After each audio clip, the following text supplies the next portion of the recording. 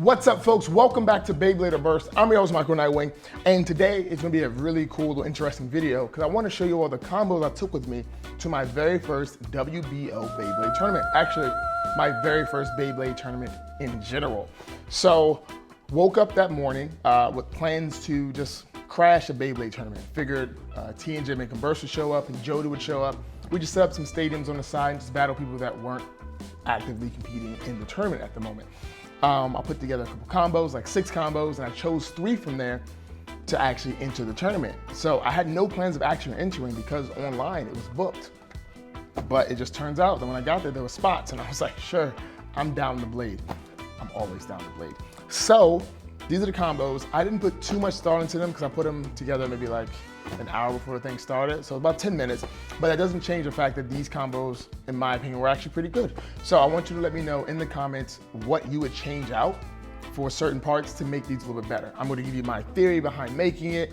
Yeah, I placed 11th in the tournament, so I didn't make the top 8, and the host, he mentioned my name 3rd after the top 8. So I figured I was number 11, so I give myself 11th place for my very first tournament, which is totally cool because now I have room to grow. If I get 10th place next time, that means I did better than last time, which is awesome. And the people that beat me, really good battles. So you'll see those videos actually coming up next, just a breakdown of all the videos. I'm gonna try and do my strategic voiceover analysis of what actually happened, what I could have done better. But with all that being said, let me show you all what's inside the box. So this was a Swiss style format, a 3-on-3 battle. And essentially what that meant was there were 5 rounds. So I ended the tournament with 3-2, so 3 wins, 2 losses, which is good to me. And yeah, so you pick the Beyblade, you picked your first Beyblade, your second, and your third, and you put them inside the box. And it was totally blind to your opponent. Your opponent didn't see, only the judge knew what order you had. They checked the bays to make sure they were all legit, all, you know, no knockoff pieces or anything like that. And then that was it. So you start off with the first one. And my first one for pretty much every battle, I went with Astro Bahamut, with the armor of 0, and then Over and Quattro. Now, I just got these parts. I actually haven't done any battles with them, but I wanted to see how they would do. So I usually kept him in defense mode for majority of it, and he was in less spin the whole time for the Bahamut layer. It did get burst pretty badly going against a Rage Longus. It was insane. It was a big burst. But I figured the Bahamut layer would do a great job of really providing that burst resistance, because I believe Quattro has just weak, like a very weak spring, which causes Astro Spring to burst a lot. So that was my theory with this one, to go with a left spinning layer with the rubber and just testing out Astro Spring essentially in its totality, just changing out the Bahamut layer. Then the next one was fun. This one was Vanish Fafnir, right? So I'm gonna Vanish Fafnir, and then it still has the 3 armor. So I kept the armors on the same because I'm pretty lazy. 3 armor, the Giga Weight, and then the Moment Driver. So my theory with this one was less spin, of course, defensive, but with a bit of attack, because I find the Moment Driver to be a bit attacky, especially since we were using the standard stadiums.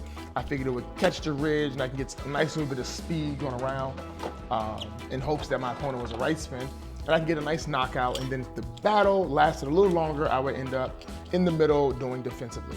And I will say this thing did an amazing job outspinning a number of stamina types, because a lot of times the second Beyblade was also a Vanish Fafnir, which was super annoying. I was like, oh my goodness, I thought I was being original. But he pulled out the win for majority of those battles, which is super fantastic. And then my last one, now this one here was the funnest for me. It was, so this one is the funnest for me. It's Savior Valkyrie, okay? Using the 7 armor still, and using Nexus with the S gear, because the S gear is just huge. It's a very large, just added piece of equipment. And the way I saw it was it would give this extra bit of bite. Now, if I would have thought about it, I would have given Valkyrie, I would have swapped out the Valkyrie chip core for the Belial chip core just for some more clicks. But he never burst. That was never a problem. Never even got a click, so that was good. And the speed that came out of this thing was fantastic, because I gave it the Volcanic Dash driver. So using Volcanic Dash definitely gave it a nice bit of burst resistance and the speed I wanted to go around the stadium. So let me just show you what it looks like in stadium for each one of these real quick. So this is gonna be for Savior Valkyrie. I'm gonna show you the speed. Now, I'm sure you know what Volcano looks like, but my whole plan was to catch the ridge at high velocity and hit the opponent with this just crashing piece because, actually I'll show you. So this is going to be Tempest Dragon. I'm gonna put it up against the Savior Valkyrie. And the plan was just to catch that ridge and really like hit the opponent extremely hard. Just like that, but without the burst, obviously. Like I said, he never, oh wow, there was a burst. So they both, I guess, burst, maybe? But the plan was to get a super fast hit in, real quick ring out finish. That was the plan with this one. And I think it pulled out the job a couple of times. It definitely got a burst finish on somebody, and surprisingly got a stamina finish on the defense side, which is definitely weird. But,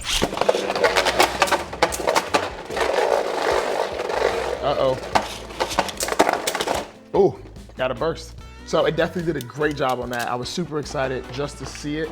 On the forums, somebody commented how much of a stretch this Beyblade was, and I was excited to see it. So you're definitely gonna see some more battles with my Savior, because I've been trying to figure out how to upgrade the Savior to something. And this is what I'm thinking it's gonna be.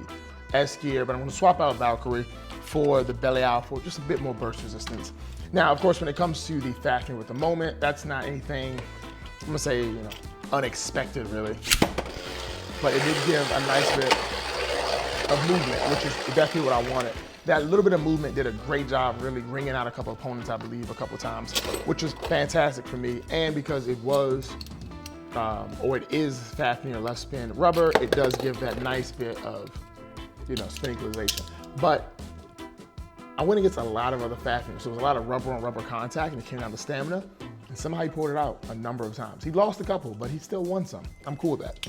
And then last but not least, I'm gonna show you all what this one looks like in the stadium. Like I said, it did get burst by a Rage Longness. But when it came down to a number of the battles, it actually pulled out, I wanna say all stamina finishes. It pulled out very strong stamina finishes, being in defense mode. And I was quite happy with that.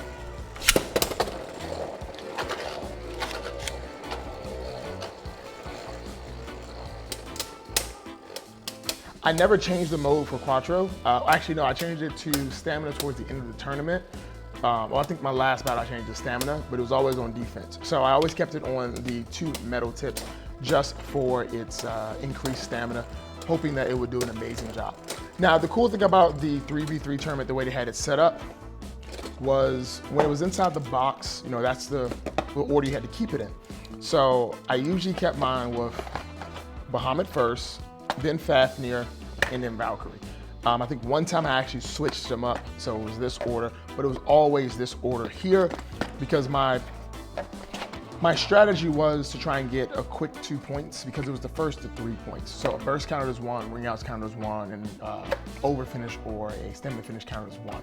So I was planning on getting 1 point here, 1 point here, so that's 2, and then try and get the 3rd point here. And if I couldn't get it, what we would do once we were done with all our 3, we would go back, rearrange the order, and go again. And then I was trying to sit back and figure out what my opponent would use to beat me from what the 3 I just saw. I think my first loss, I made the complete wrong decision because I went for a more prideful strategy instead of actually a well thought out strategy in a sense where I was like, I'm gonna beat him on stamina. I think I went for the attack. But you'll all see that in the analysis. I can't really remember right now. I just know I'm traumatized from my loss. But with that being said, folks, that's gonna be the conclusion of this, analysis breakdown for my very first tournament. There's another one coming up next week, and I'm going to rethink my Beyblades. They may be a very similar combination because I enjoyed this one, and I would love to know what you all think so I can use some of your expertise to make these blades just a little bit better. So, thank you so much. Please do me a solid favor, subscribe to the channel, like this video, and if you can, please go home and tell your mother you love her, okay? I'll catch you on the next one. Oh, one more thing. Somebody mentioned I should get a Twitter. I don't know what I would tweet about, so let me know what Beyblade YouTubers tweet about. I don't really know. I'm not a good tweeter. So let me know. But I'll catch you on the next one. See ya.